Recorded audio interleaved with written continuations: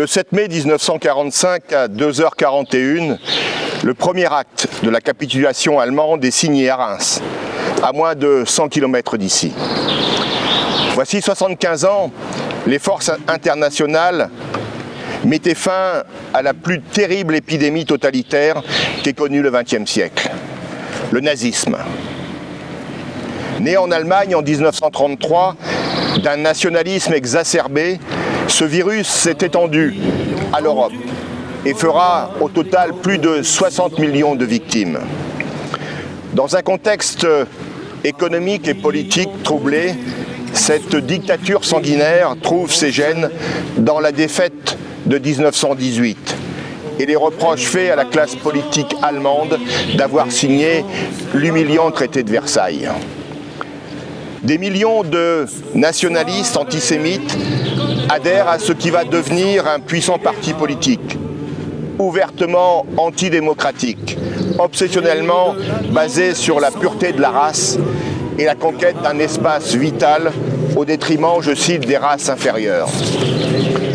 Oui, véhiculé par l'extrême droite, le nazisme fut un virus totalitaire contagieux. Des foyers nationalistes existent cependant toujours, et ils sont prêts à se développer. La guerre est toujours présente aux portes de l'Europe et de par le monde. Nous célébrons donc cette capitulation, la victoire de la démocratie, des valeurs de la République, liberté, égalité, fraternité. Rehaussé, et je l'en remercie, par la présence du capitaine Kipper, commandant l'escadron 22-9 de la gendarmerie mobile et d'un porte-drapeau, cette cérémonie est cependant réduite de par le nombre de participants. Cependant, les drapeaux tricolores flottent sur la ville. Et par la pensée, nous sommes nombreux, je le sais, à rendre hommage à nos libérateurs, nombreux à rendre hommage aux combattants de la France libre, nombreux à nous souvenir que la dignité humaine fut longue, difficile et ô combien douloureuse à restaurer. Un jour, il ne restera plus de témoins et d'acteurs vivants de cette tragédie. Voilà pourquoi la mémoire, elle, doit vivre.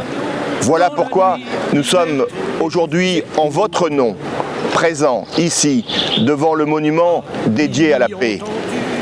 Voilà pourquoi la mémoire doit vivre afin d'éclairer notre avenir et de préserver la paix et la fraternité universelle.